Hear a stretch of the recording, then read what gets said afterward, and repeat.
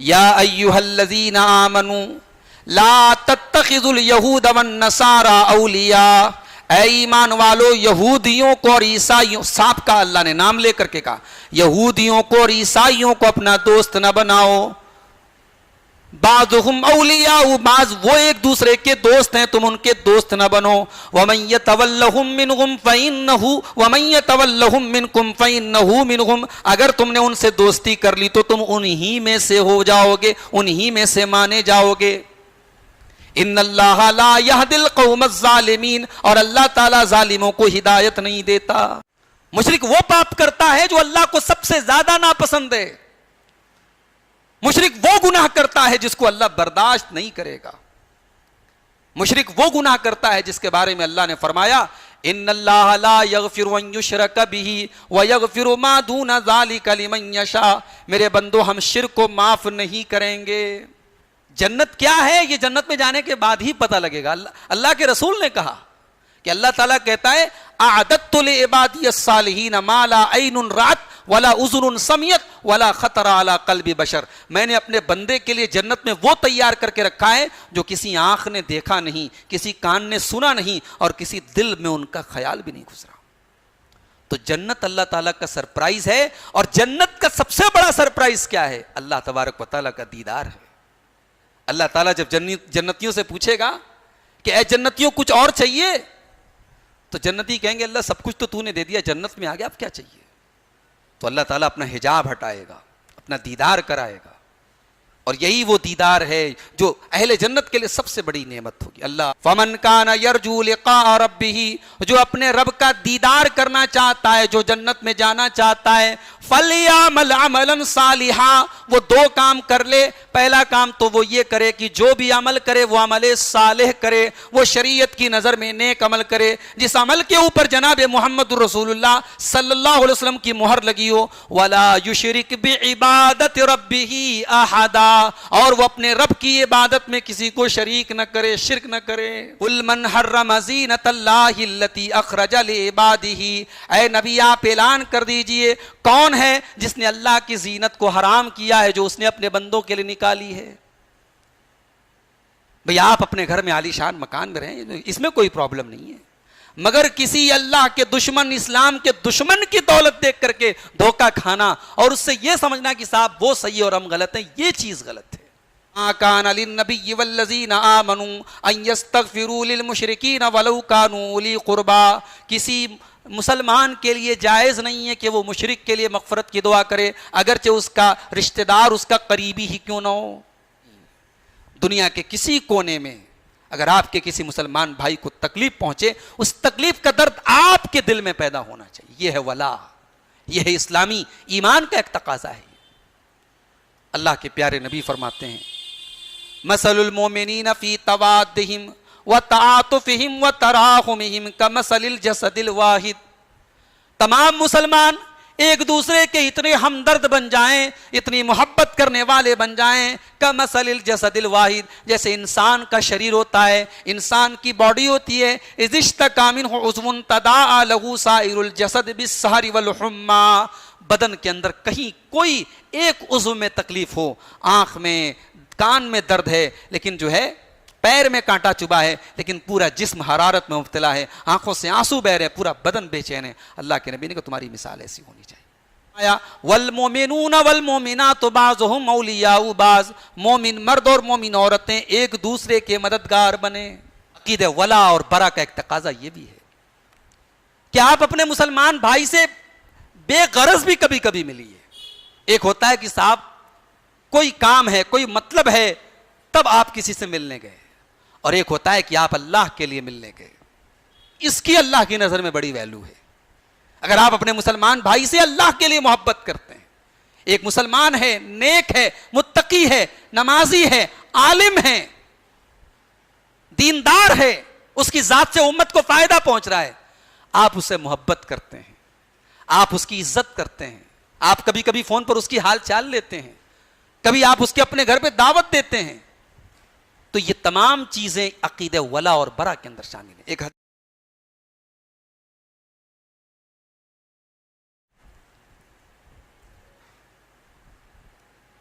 الحمد لله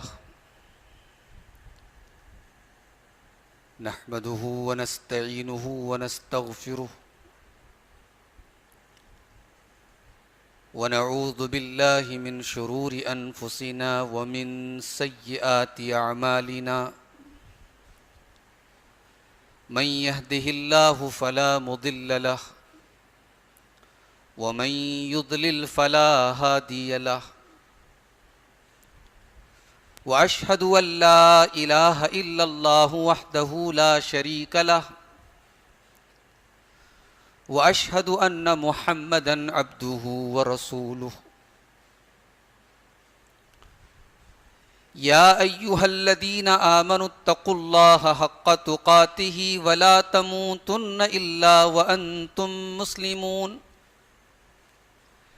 يا أيها الناس اتقوا ربكم الذي خلقكم من نفس واحدة وخلق منها زوجها وبث منهما رجالا كثيرا ونساء واتقوا الله الذي تساءلون به والأرحام إن الله كان عليكم رقيبا يا أيها الذين آمنوا اتقوا الله وقولوا قولا سديدا يصلح لكم أعمالكم ويغفر لكم ذنوبكم ومن يطع الله ورسوله فقد فاز فوزا عظيما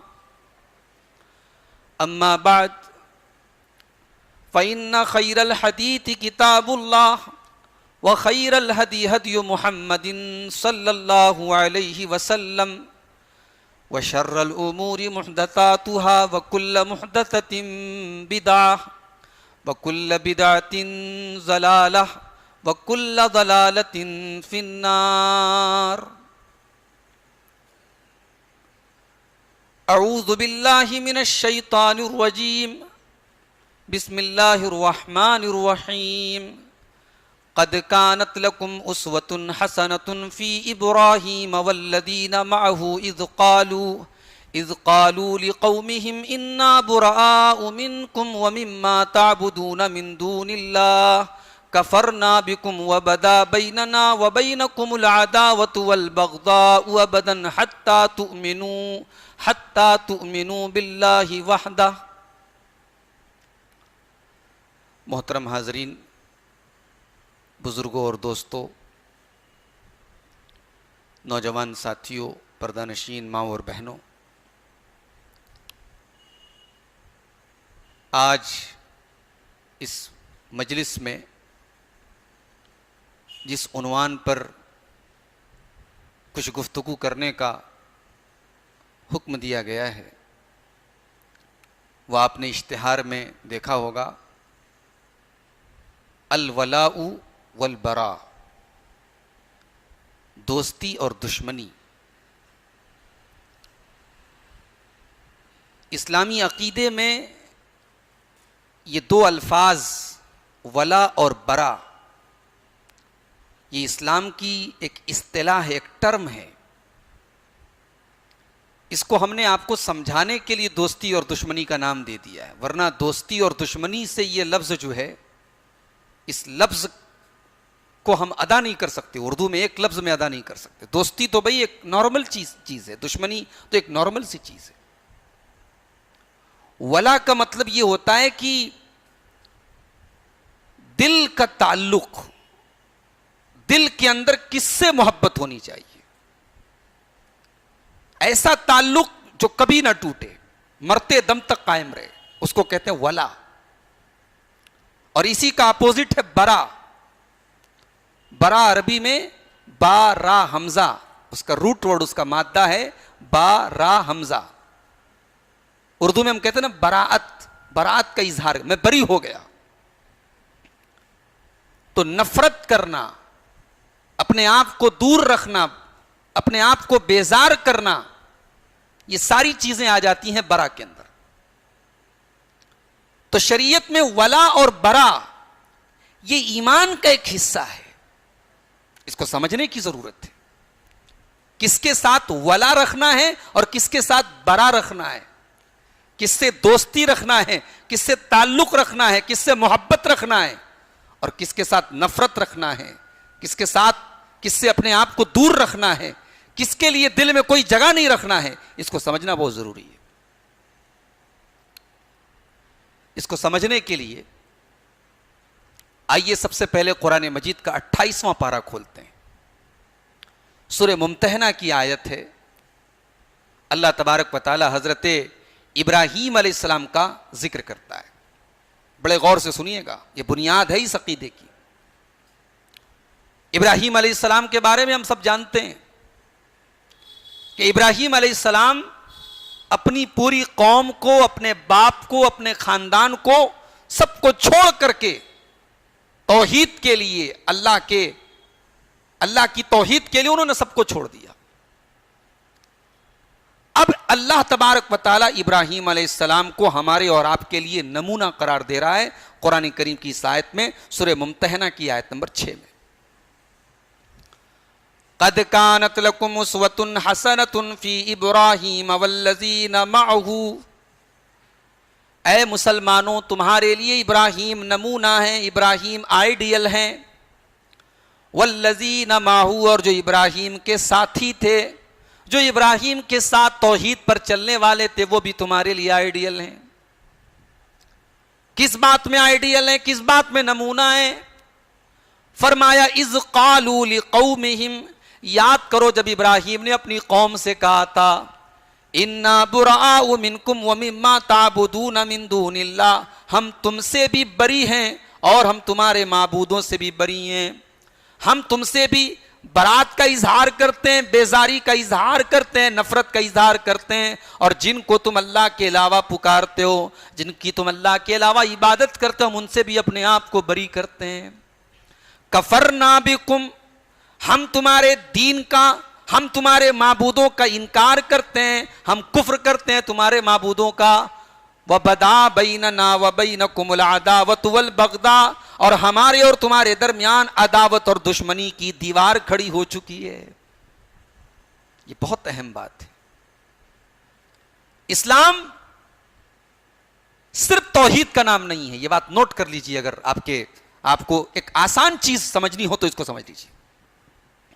اسلام صرف توحید کا نام نہیں ہے، اسلام توحید پلس شرک کے انکار کا نام ہے۔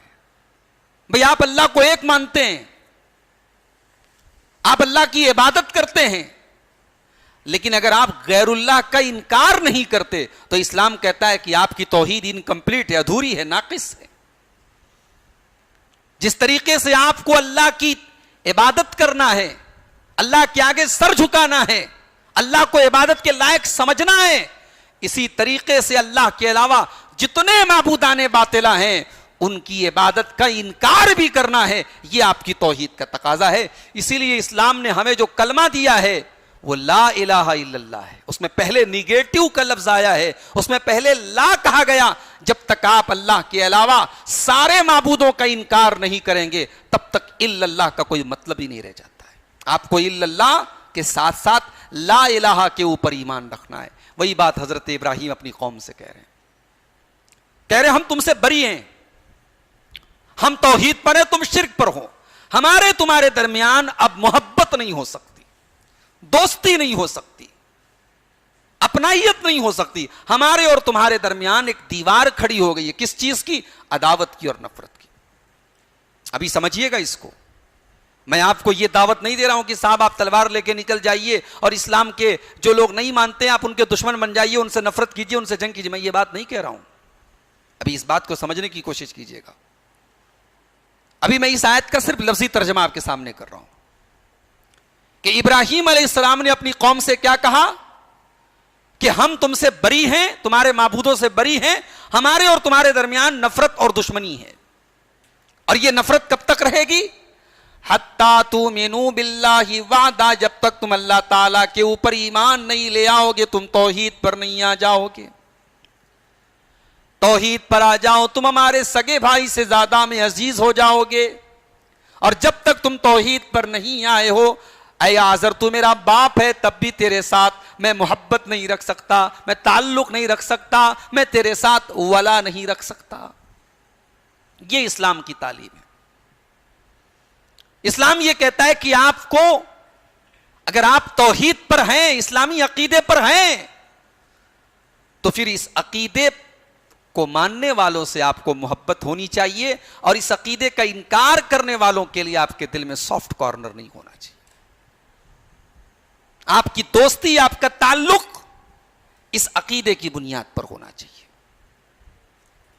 اور آگے بڑھیے, سورہ مائدہ کی آیت نمبر 51 میں اللہ نے فرمایا, یا ایھا الذین آمنوا لا تتخذوا الیہود والنصارى اولیاء, اے ایمان والو یہودیوں کو اور عیسائیوں, سب کا اللہ نے نام لے کر کے کہا, یہودیوں کو اور عیسائیوں کو اپنا دوست نہ بناؤ. بعضهم اولیاء, بعض وہ ایک دوسرے کے دوست ہیں, تم ان کے دوست نہ بنو. ومن یتولہم منہم فإنہ ومن یتولہم منکم فإنہ منہم, اگر تم نے ان سے دوستی کر لی تو تم انہی میں سے ہو جاؤ گے, انہی میں سے مانے جاؤ گے. ان اللہ لا یہدی القوم الظالمین, اور اللہ تعالیٰ ظالموں کو ہدایت نہیں دیتا. اللہ کہہ رہا ہے ان سے دوستی نہیں کرنا ہے. اب یہاں دوستی کا کیا مطلب ہے؟ مطلب یہ ہے کہ آپ کا دلی تعلق نہیں ہونا چاہیے.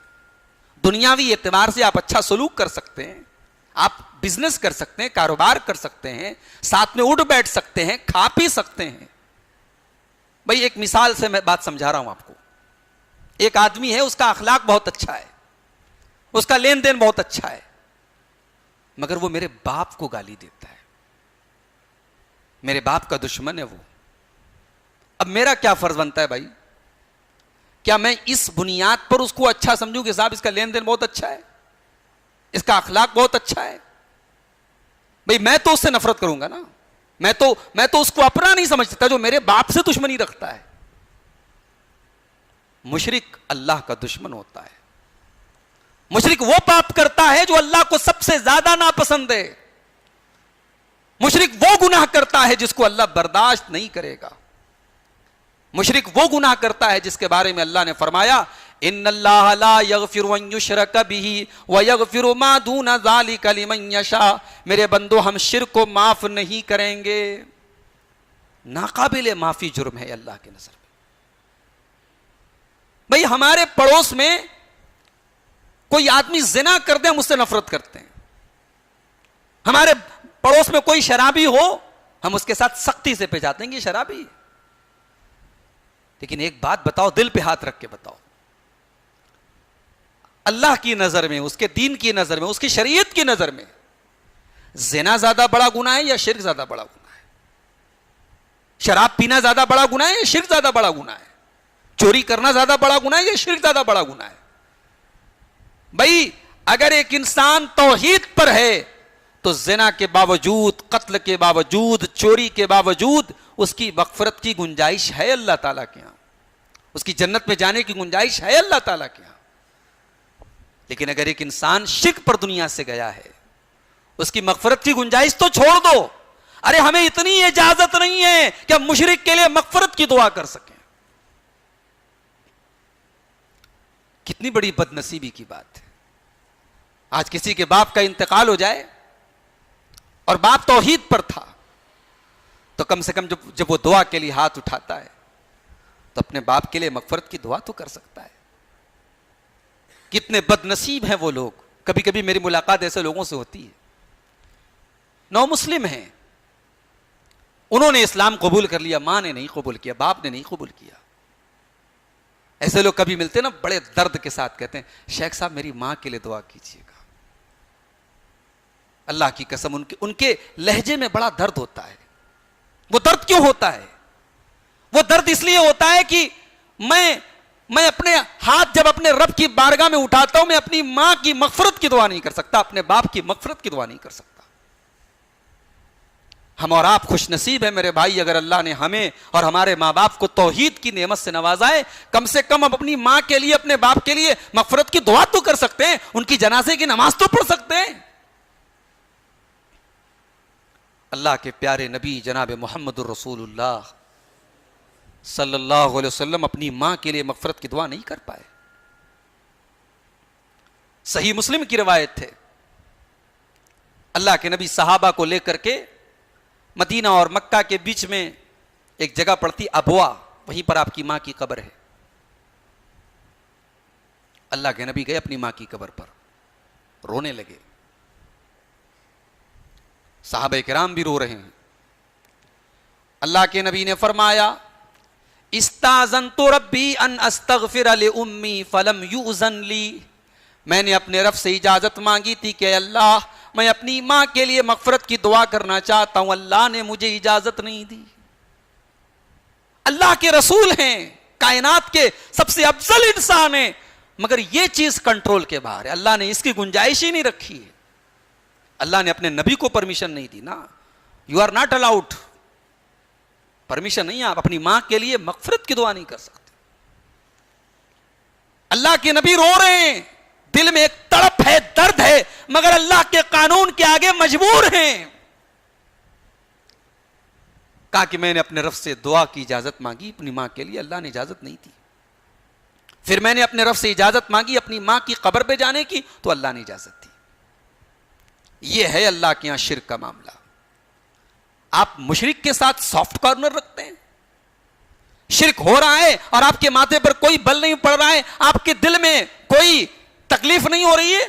کیوں صاحب؟ اس کا مطلب کہ آپ کا ایمان کمزور ہے. ارے آج کل تو ایسے ایسے ویڈیوز آ رہے ہیں، مسلمان غیر اللہ کے آگے، ان کے معبودوں کے آگے، ان کے بتوں کے آگے، ان کے دھارمک پرتیکوں کے آگے سر جھکا رہا ہے. مسلمان، سو کالڈ مسلمان، نام نہاد مسلمان، اپنے آپ کو سیکولر ظاہر کرنے کے لیے، لبرل ظاہر کرنے کے لیے، صاحب میں اس دیش کا جو ہے بہت سمجھدار مسلمان ہوں. اور آپ کو کیا لگتا ہے آپ نے ان کے معبودوں کی جا کے ان کے اوپر پانی چڑھا دیا، دودھ چڑھا دیا، ان کی عبادت کر دی تو آپ ان کی نظر میں اچھے بن گئے؟ نہیں، آپ تب بھی برے ہیں. وَلَن تَرْضَىٰ عَنْكَ الْيَهُودُ وَلَا النَّصَارَىٰ حَتَّىٰ تَتَّبِعَ مِلَّتَهُمْ. ان کا تو پلان ہے کہ صاحب آپ کی گھر واپسی ہو جائے. وہ آپ کی ان حرکتوں سے وہ راضی نہیں ہیں، وہ صرف ایک ڈھکوسلا ہے. وہ آپ کو جب تک پورے طریقے سے مرتد نہ کر دیں تب تک وہ چپ بیٹھنے والے نہیں ہیں. تو یہاں اللہ نے ایک اصول بتایا سورہ مائدہ کی آیت نمبر 51 میں کہ اے ایمان والو، کفار کو اور مشرکین کو اپنا دوست مت بناؤ، ان سے دلی تعلق مت رکھو. تمہارے دل میں ان کے شرک اور ان کے کفر کی نفرت ہونی چاہیے.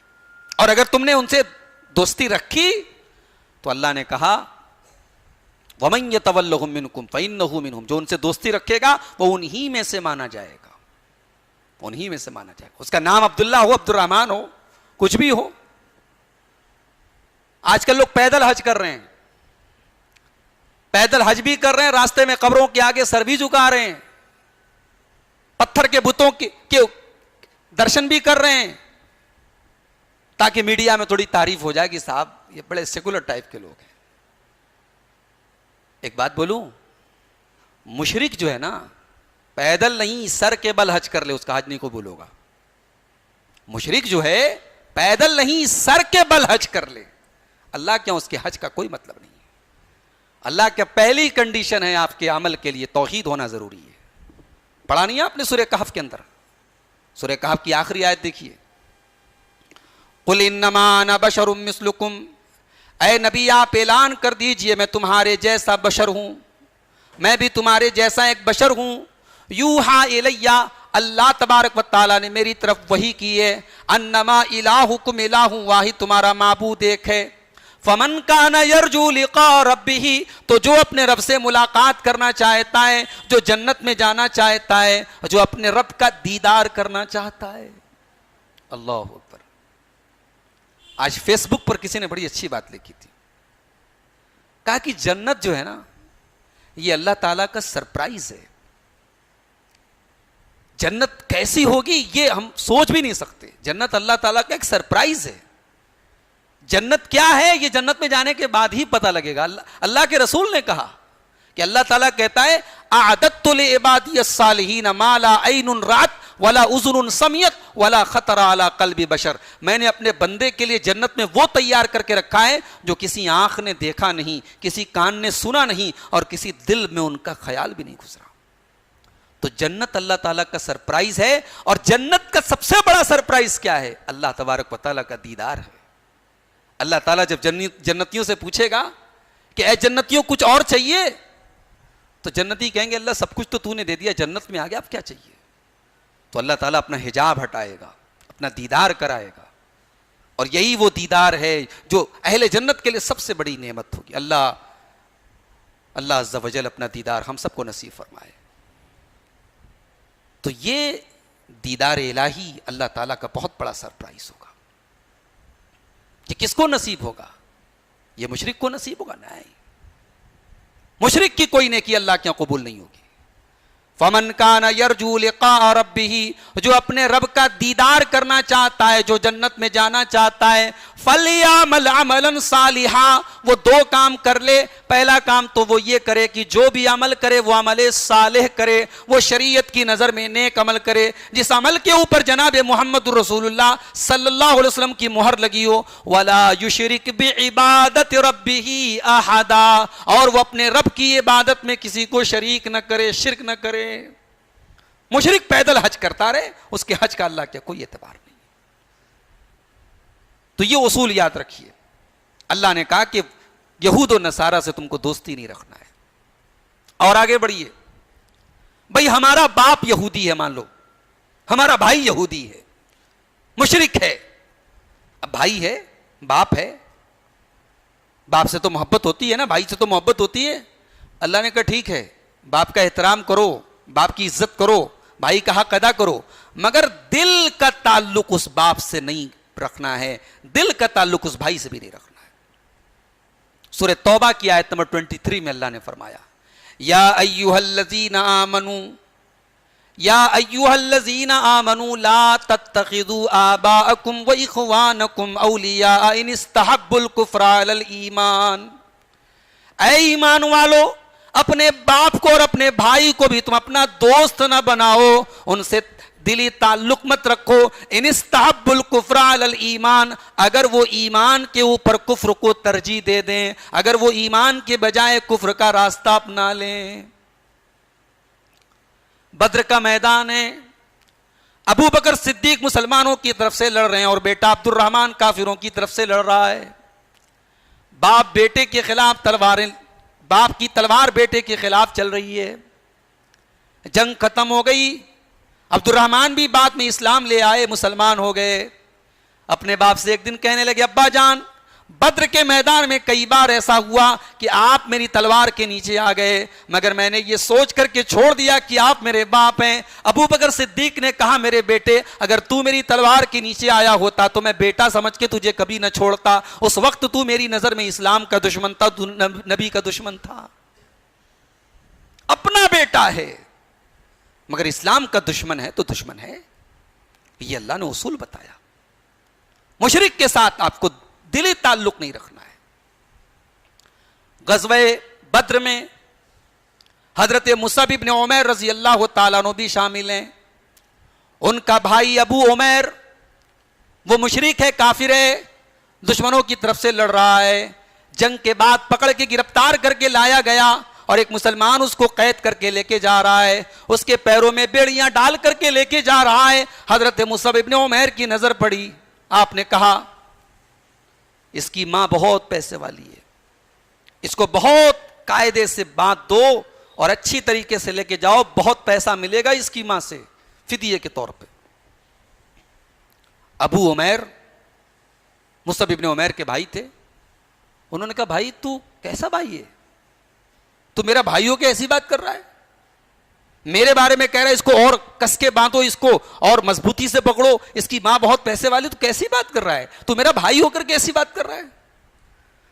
تو حضرت مصعب ابن عمیر نے کہا انہو اخی دونک، میرا بھائی تو نہیں ہے، میرا بھائی وہ ہے جس نے تجھے پکڑ کے رکھا ہے۔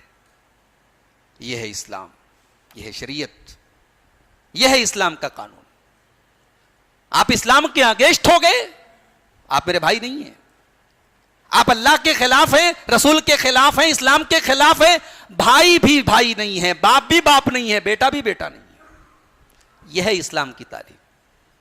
اس کو اگر اور کلیئر سمجھنا ہے، قرآن کا 28واں پارہ اٹھاؤ، سورہ مجادلہ میں اللہ نے فرمایا لا تجد قوما یؤمنون باللہ والیوم الآخر، جو لوگ اللہ تعالیٰ کے اوپر ایمان رکھتے ہیں، جو لوگ قیامت کے دن کے اوپر ایمان رکھتے ہیں، لا تجد قوما یؤمنون باللہ والیوم الآخر یوادون من حاد اللہ ورسولہ ولو کانوا آباءہم او ابناءہم او اخوانہم او عشیرتہم۔ اللہ نے فرمایا جو مومن ہوگا، جو اللہ کے اوپر ایمان رکھے گا، جو قیامت کے دن کے اوپر ایمان رکھے گا، وہ کسی کافر اور مشرک کو اپنا دوست نہیں بنائے گا، اس کا باپ ہی کیوں نہ ہو، اس کا بھائی ہی کیوں نہ ہو، اس کا خاندان کا ہی کیوں نہ ہو، اس کا بیٹا ہی کیوں نہ ہو۔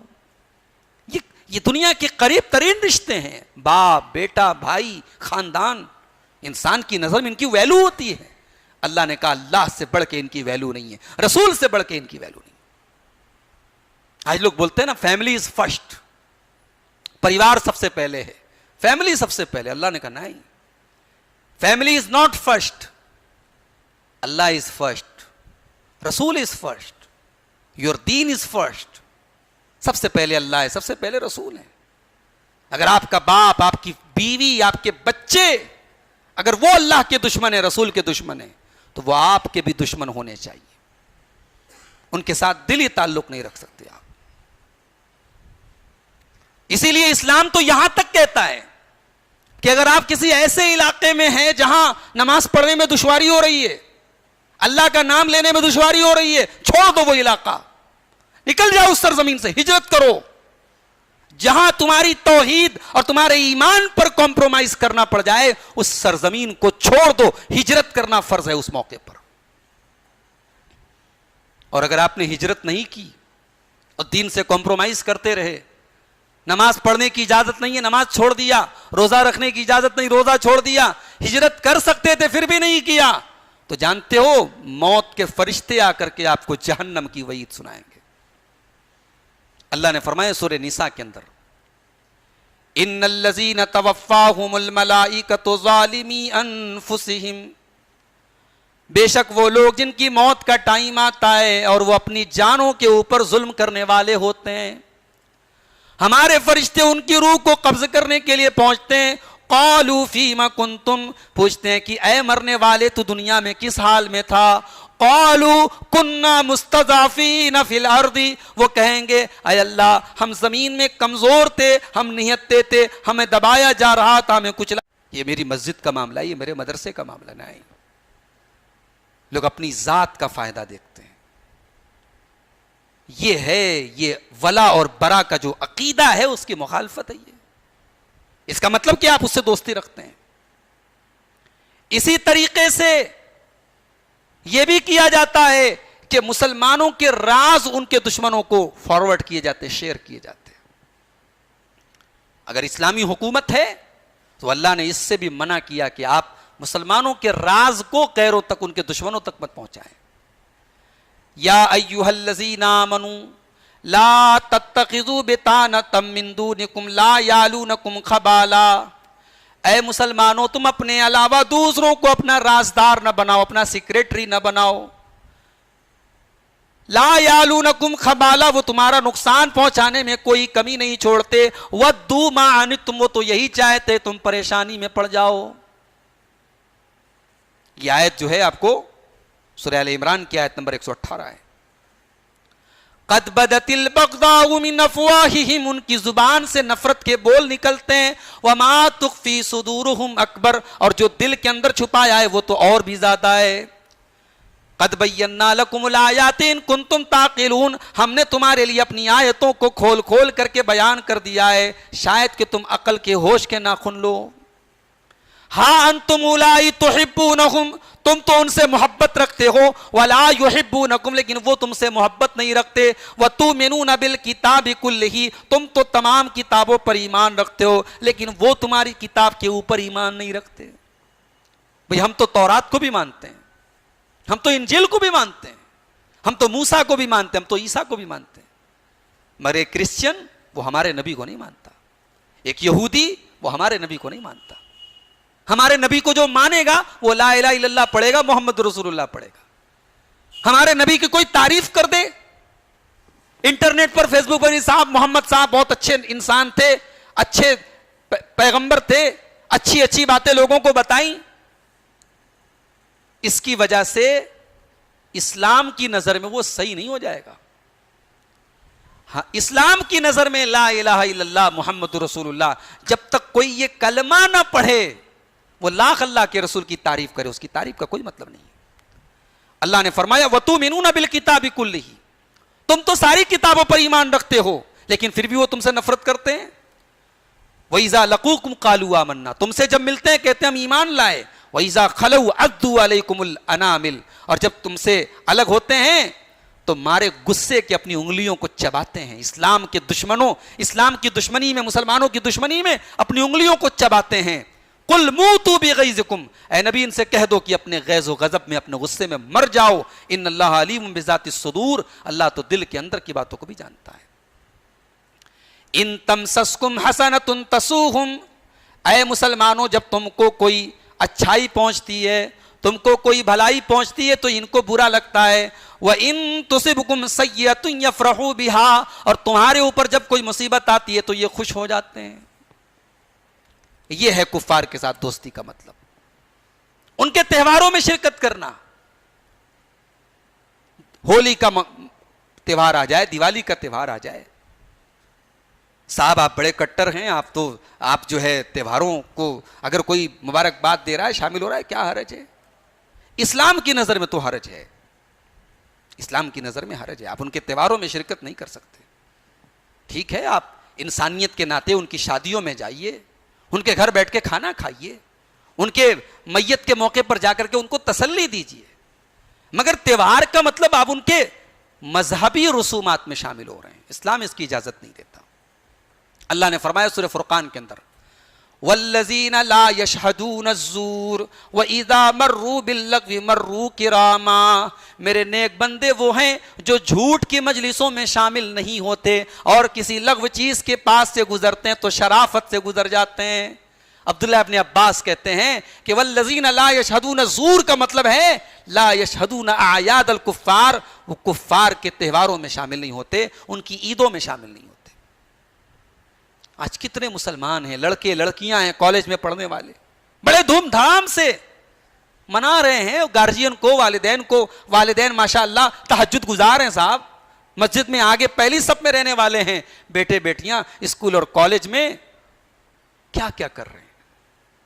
میرے بھائی یہ ہمارا عقیدہ ہونا چاہیے کہ ہم کالج میں, یونیورسٹی میں, اسکول میں دوستی تعلق سب رکھیں گے, مذہبی تہوار میں کسی کی شرکت نہیں کریں گے. اب کوئی کہتا ہے کہ صاحب وہ ہماری عید کے موقع پر آتے ہیں, ہم ان کو سیوئی کھلاتے ہیں, بقرعید کے موقع پر آتے ہیں ہم ان کو گوشت کھلاتے ہیں. بہت اچھی بات ہے, آتے ہیں بالکل کھلائیے, اسلام کھلانے کا حکم دیتا ہے. اس سے یہ کہاں ثابت ہوا کہ آپ ان کے تہواروں میں جا کر کے شرکت کیجیے؟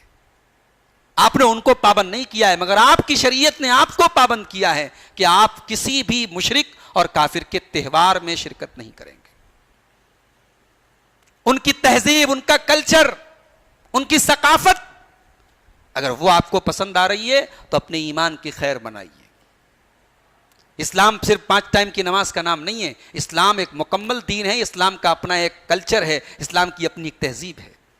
اگر آپ کو غیروں کی تہذیب اچھی لگتی ہے, آپ کے ایمان کی بیٹری بہت لو ہو چکی ہے, آپ اپنے ایمان کو ریچارج کیجیے. آپ ان کی دولت دیکھ کر, ان کی چمک دمک دیکھ کر کے فریفتہ ہے کہ صاحب ان کو دیکھو, وہ اللہ کو نہیں مانتے لیکن بہت خوشحال ہیں.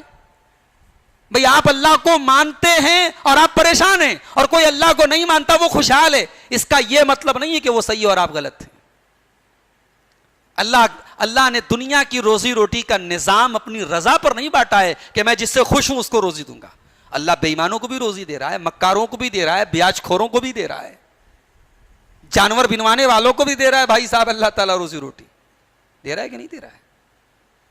اللہ کی روزی روٹی جو ہے نا, وہ اس بات کی دلیل نہیں ہے کہ اللہ جس کا کاروبار بہت اچھا چل رہا اللہ اس سے راضی ہے, نہیں, اور جو بیچارہ پریشان ہے اللہ اس سے ناراض, ایسا نہیں ہے. اللہ نے فرمایا سورہ طٰہٰ کے اندر ولا تمدن عینیک الی ما متعنا به ازواجا منهم زہرۃ الحیات الدنیا لنفتنهم فیہ.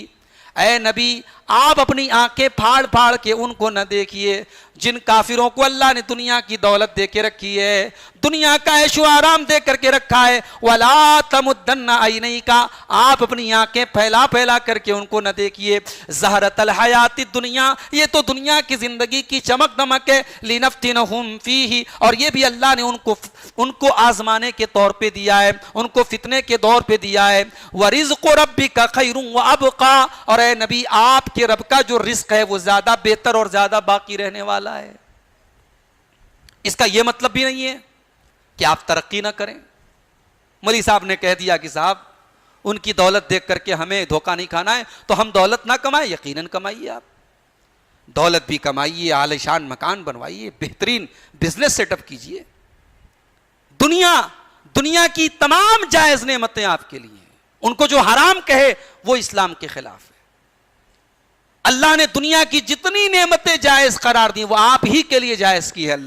اللہ نے فرمایا قُلْ مَنْ حَرَّمَ زِينَةَ اللَّهِ الَّتِي أَخْرَجَ لِعِبَادِهِ, اے نبی آپ اعلان کر دیجئے کون ہے جس نے اللہ کی زینت کو حرام کیا ہے جو اس نے اپنے بندوں کے لیے نکالی ہے. بھئی آپ اپنے گھر میں عالیشان مکان میں رہیں, اس میں کوئی پرابلم نہیں ہے, مگر کسی اللہ کے دشمن, اسلام کے دشمن کی دولت دیکھ کر کے دھوکہ کھانا اور اس سے یہ سمجھنا کہ صاحب وہ صحیح اور ہم غلط ہیں, یہ چیز غلط ہے. اسی طریقے سے غیر مسلموں کے نام پر اپنا نام رکھنا. ہمارے یہاں ببلو, گڈو, پپو اس طریقے کے نام بھی رکھے جاتے ہیں, نہیں رکھنا چاہیے. ناموں میں بھی آپ کا اپنا ایک اسلامی نام ہونا چاہیے. اللہ کے پیارے نبی فرماتے ہیں سب سے بہترین نام عبداللہ اور عبد الرحمن ہے. آج کل ہمارے یہاں ناموں کے معاملے میں بھی بڑی لاپرواہی ہے. کوئی انٹرنیٹ سے نام رکھ رہا ہے, کوئی ٹی وی سیریل دیکھ کے, پاکستانی سیریلوں میں بڑے اچھے نام رہتے ہیں, چلو صاحب نام رکھے جا رہے ہیں. کتنے لوگ ہیں بچوں کے نام انٹرنیٹ پر دیکھ کے, انٹرنیٹ پہ ہم نے دیکھ لیا مانا اچھا ہے. بھئی انٹرنیٹ کیا ہے صاحب؟ انٹرنیٹ پر آپ بھی بیٹھے ہیں, گمراہ قسم کے لوگ بھی بیٹھے ہیں, وہاں تو کوئی بھی اپنی چیزیں ڈال سکتا ہے. کوئی ضروری تھوڑی کہ انٹرنیٹ پر تمام چیزیں صحیح ہوں گی. کسی آتھینٹک ویب سائٹ سے یا کسی مستند عالم دین سے نام, انسان کے اوپر نام کا بڑا اثر پڑتا ہے. اللہ کے نبی نے بہت سارے صحابہ کے نام چینج کر دیے. کسی صحابی کا نام تھا حرب, لڑائی, جنگ, اللہ کے نبی نے نام بدل دیا, ان کا نام رکھ دیا, ایسا نام رکھا جس کی میننگ ہے صلح, امن, شانتی. کسی کا نام تھا آسیہ, نافرمانی کرنے والی, اللہ کے نبی نے نام بدل دیا. تو نام جو ہے وہ اسلامی ہونا چاہیے. غیر اسلامی نام رکھنا یہ بھی کفار کے ساتھ دوستی میں آ جائے گا. اسی طریقے سے آپ کفار و مشرکین کے لیے مغفرت کی دعا نہیں کر سکتے. میں نے بتایا اللہ کے نبی اپنی ماں کے لیے نہیں کر سکے, ابراہیم آزر کے لیے مغفرت کی دعا نہیں کر سکے, کیا تھا پھر اللہ سے معافی مانگی. اللہ نے فرمایا سورہ توبہ کے اندر, سورہ اعراف کے اندر, سورہ توبہ کی آیت نمبر 113 کے اندر, ما کان للنبی والذین آمنوا ان یستغفروا للمشرکین ولو کانوا اولی قربا, کسی مسلمان کے لیے جائز نہیں ہے کہ وہ مشرک کے لیے مغفرت کی دعا کرے اگرچہ اس کا رشتہ دار, اس کا قریبی ہی کیوں نہ ہو. مشرک کے لیے مغفرت کی دعا نہیں کر سکتے. اور آگے اللہ نے یہ بھی کہا وَمَا كَانَ اسْتِغْفَارُ إِبْرَاهِيمَ لِأَبِيهِ إِلَّا عَن مَّوْعِدَةٍ وَعَدَهَا إِيَّاهُ, ابراہیم نے اپنے باپ کے لیے جو مغفرت کی دعا کی تھی, چونکہ انہوں نے اپنے باپ سے وعدہ کیا تھا اس لیے وعدے کو انہوں نے نبھایا تھا. جب ابراہیم کے سامنے بھی کلیئر ہو گیا کہ میں اپنے باپ کے لیے مغفرت کی دعا نہیں کر سکتا, تبرأ منہ, تو ابراہیم نے اپنے باپ سے برات کا اظہار کر لیا. مشرک کے لیے آپ مغفرت کی دعا نہیں کر سکتے. اب اس کا اپوزٹ ہے ولا, اللہ سے دوستی رکھنا, رسول سے دوستی رکھنا, اہل ایمان سے دوستی رکھنا. ان سے ہمارا رشتہ ہو چاہے نہ ہو, وہ ہماری لینگویج بولتے ہو نہ بولتے ہو, ہمارے ملک کے ہو نہ ہو, ایک رشتہ ہے اسلام کا رشتہ, ایک رشتہ ہے ایمان کا رشتہ. اس رشتے کا تقاضا ہے کہ ہم ان کے سکھ دکھ میں شامل ہوں. ایسا نہ ہو کہ ہم بے فکر ہو جائیں کہ صاحب مصیبت ان کے اوپر آئی ہے, ہمیں کیا فرق پڑتا ہے. نہیں, دنیا کے کسی کونے میں اگر آپ کے کسی مسلمان بھائی کو تکلیف پہنچے, اس تکلیف کا درد آپ کے دل میں پیدا ہونا چاہیے. یہ ہے ولا, یہ ہے اسلامی ایمان کا ایک تقاضا ہے. اللہ کے پیارے نبی فرماتے ہیں مثل المومنین فی توادہم وتعاطفہم وتراحمہم کمثل الجسد الواحد، تمام مسلمان ایک دوسرے کے اتنے ہمدرد بن جائیں، اتنی محبت کرنے والے بن جائیں، کمثل الجسد الواحد، جیسے انسان کا شریر ہوتا ہے، انسان کی باڈی ہوتی ہے، اذ اشتکا منہ عضو تداعی لہ سائر الجسد بالسہر والحمى، بدن کے اندر کہیں کوئی ایک عضو میں تکلیف ہو، آنکھ میں، کان میں درد ہے، لیکن جو ہے پیر میں کانٹا چبھا ہے، لیکن پورا جسم حرارت میں مبتلا ہے، آنکھوں سے آنسو بہ رہے ہیں، پورا بدن بے چین ہے، اللہ کے نبی نے کہا تمہاری مثال ایسی ہونی چاہیے، یہ ہونی چاہیے آپس میں دوستی۔ اسی طریقے سے اللہ نے فرمایا والمومنون والمومنات بعضهم اولیاء بعض، مومن مرد اور مومن عورتیں ایک دوسرے کے مددگار بنے۔ آپ کا کوئی مسلمان بھائی ہے، مومن بھائی ہے، مصیبت میں ہے، آپ اس کی مدد کریں، اسے بے سہارا نہ چھوڑیں۔ آپ کے علاقے کا نہیں ہے، آپ کی برادری کا نہیں ہے، آپ کے محلے کا نہیں ہے، لیکن اگر مسلمان ہے، مومن ہے، تو آپ اس کی مدد کریں۔ اللہ کے پیارے نبی صلی اللہ علیہ وسلم فرماتے ہیں المسلم اخو المسلم، مسلمان مسلمان کا بھائی ہے، لا یحقرہ، اسے حقیر نہیں سمجھتا، ولا یخذلہ، اسے ذلیل نہیں کرتا، ولا یسلمہ، اسے بے سہارا نہیں چھوڑتا۔ اور اس کے بعد اللہ کے نبی کہتے ہیں مسلمان کے لیے اس سے بری کوئی بات نہیں کہ اپنے مسلمان بھائی کو حقیر سمجھے۔ اور پھر آپ نے فرمایا کہ ہر مسلمان کے لیے دوسرے مسلمان کا خون، اس کی جان، اس کا مال، اس کی آبرو حرام ہے، آپ کے لیے کسی کی آبرو جائز نہیں، کسی کی عزت آپ کے لیے جائز نہیں، کسی کا مال آپ کے لیے جائز نہیں، کسی کی جان آپ کے لیے جائز نہیں۔ تو یہ اسلام کا تقاضا ہے، یہ ولا کا تقاضا ہے۔ آپ نے لا الہ الا اللہ پڑھ لیا، اب آپ اسلام کے اندر آ گئے، اب جتنے اسلام کے ماننے والے ہیں وہ آپ کے بھائی ہیں۔ جھگڑا ہو جائے آپس میں، ایک مسلمان کا دوسرے مسلمان کے ساتھ جھگڑا ہو گیا، آپ کے بھائی کا آپ کے بھائی کے ساتھ جھگڑا ہو گیا، آپ جا کے صلح کرائیے، آپ آگ کو بھڑکائیے، آگ میں پیٹرول مت ڈالیے، آگ کو بجھانے کا کام کیجیے۔ یہاں تو یہ ہوتا ہے لڑائیاں ہوتی ہیں آپس میں، مزے لیتے ہیں کہ صاحب چلو اچھا ہے، بھائی بھائی میں لڑائی ہو جائے، پڑوسی پڑوسی میں لڑائی ہو جائے، چار آدمی تماشا دیکھنے کے لیے کھڑے ہو جائیں گے، کوئی چھوڑانا نہیں چاہے گا، کوئی بچانا نہیں چاہے گا، مزے لیں گے لوگ۔ یہ ہے اس عقیدے کی مخالفت میرے پیارے ساتھیوں۔ یہ عقیدہ ہم سے یہ مطالبہ کرتا ہے کہ اگر آپ کا مسلمان بھائی کسی دوسرے مسلمان بھائی سے جھگڑا کر لے تو اللہ نے قرآن میں کیا کہا انما المؤمنون اخوة فاصلحوا بین اخویکم، تمام مسلمان ایک دوسرے کے بھائی ہیں، تمام مومن ایک دوسرے کے بھائی ہیں، اپنے بھائیوں کے درمیان تم صلح کرا دیا کرو۔ کوئی مسلمان کسی مسلمان کا مذاق نہ اڑائے، کوئی غریب ہے، کوئی کم پیسے والا ہے، کوئی کم حیثیت والا ہے، آپ اونچے ہیں، اچھے پیسے والے ہیں، خوشحال ہیں، مالدار ہیں، تو کیا آپ کو اتھارٹی ہے کہ آپ اس کا مذاق اڑائیں؟ نہیں۔ یا ایھا الذین آمنوا لا یسخر قوم من قوم عسى ان یکونوا خیرا منہم، اے مسلمانوں تم ایک دوسرے کا مذاق نہ اڑاؤ، ہو سکتا ہے تم جس کا مذاق اڑا رہے ہو اللہ کی نظر میں تم سے بہتر ہو۔ ولا نساء من نساء عسى ان یکن خیرا منہن، اور کوئی عورت کسی عورت کا مذاق نہ اڑائے، ہو سکتا ہے تم جس کا مذاق اڑا رہی ہو وہ اللہ کی نظر میں تم سے بہتر ہو۔ ہمارے یہاں عورتوں کے اندر بھی یہ بیماری پائی جاتی ہے، شادی میں گئیں، عیدگاہ میں گئیں، کسی فنکشن میں گئیں، اب آپ کا کپڑا عالی شان ہے، کسی کا کپڑا کمزور ہے، کسی کا زیور کم ہے، اب آپ اس کو تانے ماریں گے؟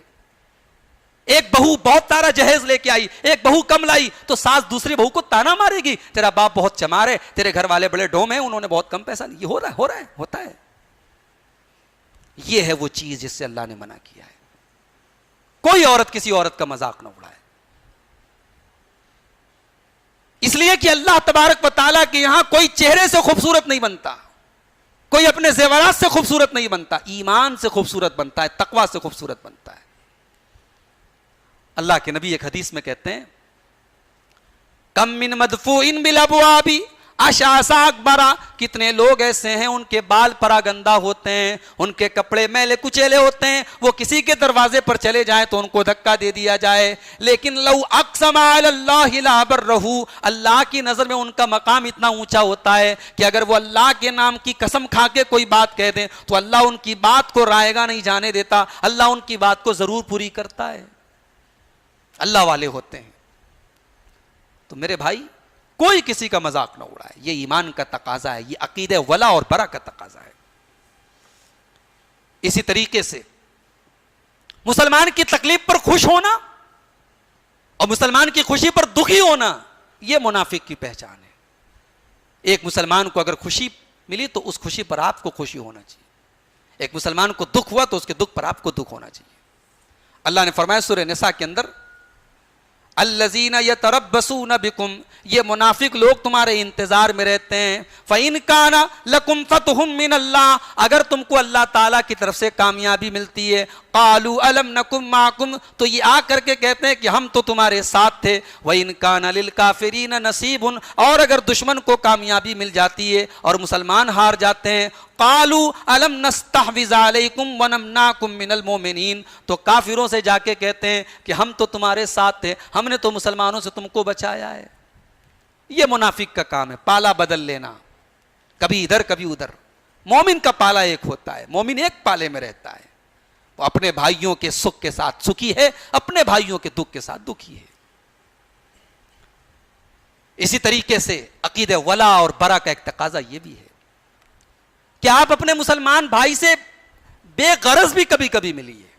ایک ہوتا ہے کہ صاحب کوئی کام ہے, کوئی مطلب ہے, تب آپ کسی سے ملنے گئے, اور ایک ہوتا ہے کہ آپ اللہ کے لیے ملنے گئے.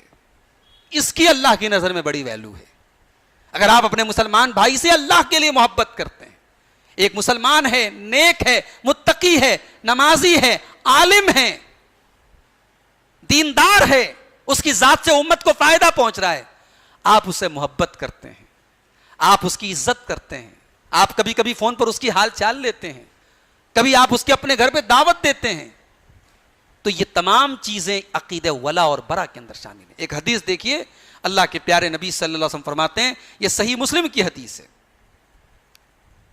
کہ ایک آدمی اپنے ایک بھائی سے ملنے کے لیے گیا. وہ بھائی دوسرے گاؤں میں رہتا تھا. تو اللہ تبارک و تعالیٰ اس کے راستے میں فرشتے کو بٹھا دیتا ہے. تو جب وہ اپنے بھائی سے ملنے آتا ہے تو فرشتہ پوچھتا, آئین ترید, کہاں جا رہے ہو؟ تو کہتا ہے ارید اخن لی فی ھذا القریہ, اس گاؤں میں میرا ایک بھائی رہتا ہے, میرا ایک ساتھی ہے, میرا ایک دوست ہے, میں اس سے ملنے جا رہا ہوں. تو فرشتہ کہتا ہے ھل لک علیہ من نعمہ, تم جس کے پاس جا رہے ہو کوئی کام ہے اس سے, کوئی احسان ہے تمہارا اس کے اوپر, اس کا تمہارے اوپر؟ تو یہ کہتا ہے کہ نہیں, کوئی احسان نہیں, کوئی کام نہیں ہے, غیر انی احببتہ فی اللہ عز وجل, میں تو بس اس لیے ملنے آیا ہوں کہ میں اللہ کے لیے اس سے محبت کرتا ہوں, اللہ کے لیے اس سے محبت کرتا ہوں, اس لیے ملنے آیا ہوں. تو فرشتہ کہتا ہے کہ فإنی رسول اللہ الیک, میں اللہ کا فرشتہ بن کر کے تیرے پاس آیا ہوں اور تجھے یہ خوشخبری دینے آیا ہوں بأن اللہ قد احبک کما احببتہ, جیسے تو اپنے مسلمان بھائی سے محبت کرتا ہے, اللہ تجھ سے محبت کرتا ہے. ایسی محبت آج کہاں ملتی ہے بھائی؟ آج تو انسان اپنے باپ سے بھی تبھی بات کرتا ہے جب باپ سے کوئی مطلب ہو. آج بھائی بھائی سے تب بات کرتا ہے جب اس سے کوئی غرض ہو, کوئی مطلب ہو. ایک مسلمان دوسرے مسلمان سے بے غرض محبت کرے, بے مطلب کی محبت کرے, اس محبت کی اللہ کے یہاں بڑی ویلو ہے. اسی طریقے سے جو کمزور مسلمان ہیں, کمزور میں ایک تو بڑھاپے والے کمزور ہیں, بزرگ, کوئی بزرگ مسلمان ہے اس کی عزت کیجیے. اللہ کے پیارے نبی نے فرمایا لیس منا من لم یوقر کبیرنا ویرحم صغیرنا, جو ہمارے چھوٹوں پر رحم نہ کرے اور ہمارے بڑوں کی عزت نہ کرے وہ ہم میں سے نہیں ہے. اسی طریقے سے اللہ کے پیارے نبی نے فرمایا ہل تنصرون وترزقون الا بضعفائکم, تمہاری مدد کی جاتی ہے تمہارے کمزوروں کی وجہ سے, تمہیں روزی ملتی ہے تمہارے کمزوروں کی وجہ سے. سماج کا جو کمزور طبقہ ہے, مجبور طبقہ ہے, لاچار طبقہ ہے, اس کی فریاد اللہ جلدی سنتا ہے. اللہ مجبوروں کی فریاد جلدی سنتا ہے. اللہ کے نبی کہتے تمہاری جو مدد ہوتی ہے نا, تم کو جو روزی ملتی ہے نا, ان کمزوروں کی وجہ سے ملتی ہے, ان لاچاروں کی وجہ سے ملتی ہے. اسی لیے اللہ تعالیٰ نے اپنے نبی سے کہا کہ اے نبی, یہ آپ کے ساتھ جو غریب لوگ بیٹھے ہیں ان کو کبھی حقیر مت سمجھنا, کبھی قریش کے بڑے بڑے سرداروں کو اپنے بغل میں بٹھا کر کے ان کو دور مت کر دینا. وَاصْبِرْ نَفْسَكَ مَعَ الَّذِينَ يَدْعُونَ رَبَّهُمْ بِالْغَدَاةِ وَالْعَشِيِّ يُرِيدُونَ وَجْهَهُ وَلَا تَعْدُ عَيْنَاكَ عَنْهُمْ تُرِيدُ زِينَةَ الْحَيَاةِ الدُّنْيَا۔ اے نبی آپ ان لوگوں کو اپنے ساتھ ساتھ رکھیے جو اللہ والے لوگ ہیں، جو اللہ کو راضی کرنا چاہتے ہیں، جو کمزور لوگ ہیں، جو غریب لوگ ہیں، اور کبھی اپنی نگاہوں کو ان سے مت پھیریے گا۔ اسی طریقے سے عقیدہ ولا اور برا کا ایک تقاضا یہ بھی ہے کہ آپ جب دعا کے لیے ہاتھ اٹھائیں، اپنے لیے بے شک دعا کریں، اپنی اولاد کے لیے بے شک دعا کریں، اپنے پریوار کے لیے بے شک دعا کریں، لیکن دعا کے دائرے کو تھوڑا اور کشادہ کریں، اپنے اہل ایمان بھائیوں کے لیے بھی دعا کریں۔ ربنا اغفر لنا وللمؤمنین والمؤمنات والمسلمین والمسلمات، اے اللہ ہم کو بھی بخش دے اور تمام مومن مردوں کو بخش دے، تمام مومن عورتوں کو بخش دے، یہ دعا بھی کیجیے۔ آپ کے اہل ایمان بھائی جو زندہ ہیں ان کے لیے بھی، جو دنیا سے چلے گئے ان کے لیے بھی آپ دعا کیجیے۔ اللہ نے ایک دعا سکھائی ہمیں قرآن کے اندر کہ ہر مسلمان کو یہ دعا کرنا چاہیے، ربنا اغفر لنا ولاخواننا الذین سبقونا بالایمان، اے اللہ تو ہم کو بھی بخش دے اور ہمارے ان بھائیوں کو بخش دے جو ایمان کی حالت میں دنیا سے چلے گئے، ولا تجعل فی قلوبنا غلا للذین آمنوا، اور اے اللہ تو ہمارے دلوں میں ان کے خلاف کوئی کینہ کپٹ مت رکھ، دل ایسا ہو جائے کہ آپ کے دل میں کسی کے لیے کوئی کینہ کپٹ نہ ہو۔ امام بخاری رحمۃ اللہ علیہ کا ایک واقعہ یاد آیا۔ امام بخاری اکثر کہا کرتے تھے کہ مجھے ایک بات کا یقین ہے، میں شیور ہوں کہ اللہ تبارک و تعالیٰ میری پکڑ اس بات پر نہیں کرے گا کہ میں نے کبھی کسی کی غیبت کی ہے، غیبت کے گناہ پر اللہ میری پکڑ نہیں کرے گا، میں شیور ہوں کہ میں نے آج تک کبھی کسی کی غیبت نہیں کی ہے۔ کتنی بڑی بات ہے بھائی، آج ہے کوئی جو یہ دعویٰ کر سکے؟ آج ہماری مجلسیں، ہماری بیٹھکیں، ہماری گھروں کی گدیاں، ہم جہاں بیٹھتے ہیں چاہے مرد ہو چاہے عورتیں ہوں، ہماری زبان پر ایک دوسرے کی غیبت ہوتی ہے۔ امام بخاری جیسا عالم کہہ رہا ہے کہ اللہ تبارک و تعالیٰ میری پکڑ اس بات پر نہیں کرے گا کہ میں نے کبھی کسی کی غیبت کی ہے۔ اور اسی لیے امام بخاری جب کسی راوی کے اوپر جرح کرتے تھے، یہاں ایک پوائنٹ نوٹ کر لیجئے، غیبت کی کچھ شکلیں جائز ہیں۔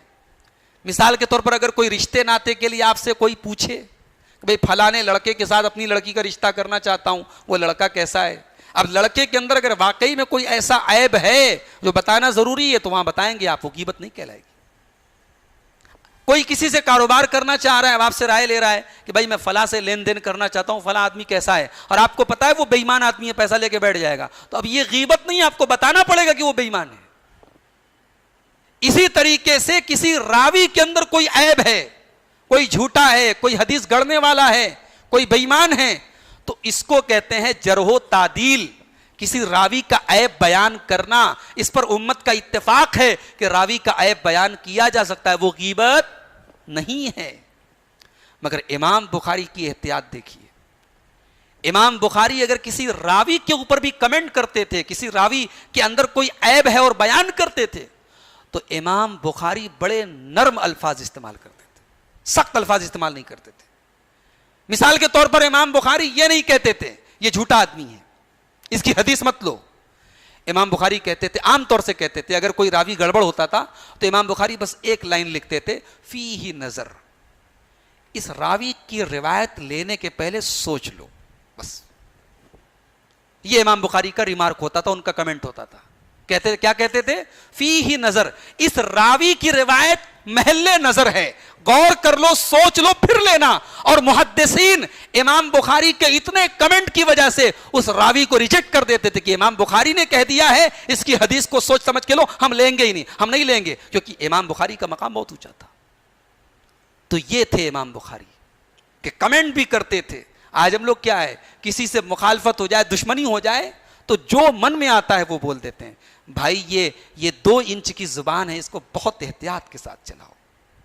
کوشش کرو کہ آپ کی زبان سے کسی کی غیبت نہ ہو، کسی کی برائی نہ ہو۔ بھئی ہم یہ تو دعویٰ نہیں کر سکتے امام بخاری کی طرح کہ اللہ ہماری پکڑ قیامت کے دن نہیں کر سکتا، ہم غیبت پر ہماری پکڑ اللہ تعالیٰ نہیں کرے گا، مگر بہرحال جہاں تک ہو سکے اپنے آپ کو بچایا۔ تو اپنے مسلمان بھائی کے لیے آپ مغفرت کی دعا کریں۔ ایک آخری بات بیان کر کے بات ختم کرتا ہوں۔ غیر مسلم ہمارا رشتہ دار ہے، باپ مشرک ہے، ماں مشرک ہے، بہن مشرک ہے، تو کیا بھائی اپنی بہن کا حق ادا نہ کرے؟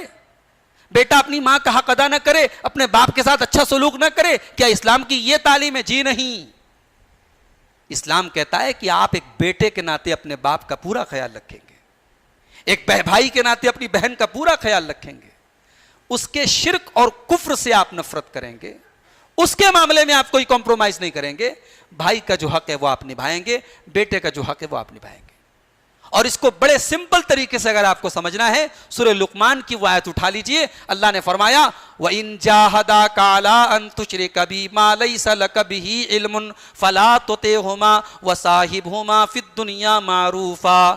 اگر تیرے ماں باپ تجھے شرک کرنے پر مجبور کریں، شرک کرنے کی تعلیم دیں، تو خبردار تو اپنے ماں باپ کی بات نہیں مانے گا، لیکن تو ان کے ساتھ اچھا سلوک کرے گا، تو دنیا کے اندر ان کے ساتھ بھلائی کرے گا، لیکن ان کی غلط بات کو تو نہیں مانے گا. کسی غیر مسلم کے ساتھ آپ کا کاروبار ہے، آپ اپنے یہاں شادی میں اس کو انوائٹ کرتے ہیں، اس کے یہاں شادی میں آپ جاتے ہیں، بڑی اچھی بات ہے. آپ کے گھر وہ آتا ہے، آپ اس کے گھر میں جاتے ہیں، کوئی حرج کی بات نہیں ہے.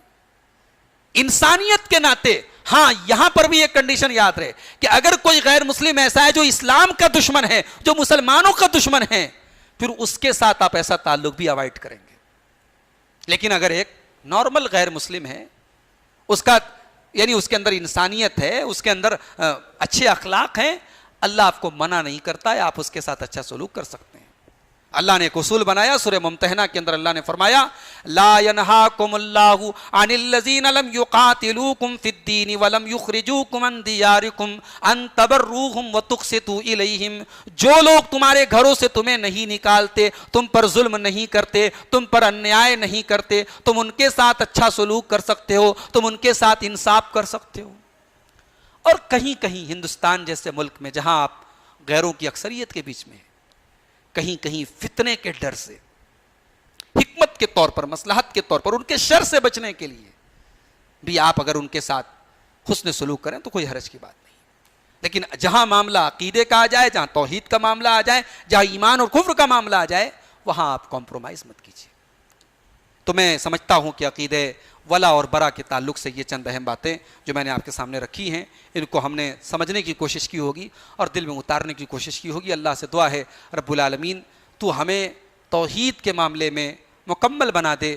اے اللہ تو ہمیں توحید کی اہمیت کو سمجھنے اور شرک کی خطرناکی کو سمجھنے کی توفیق عطا فرما.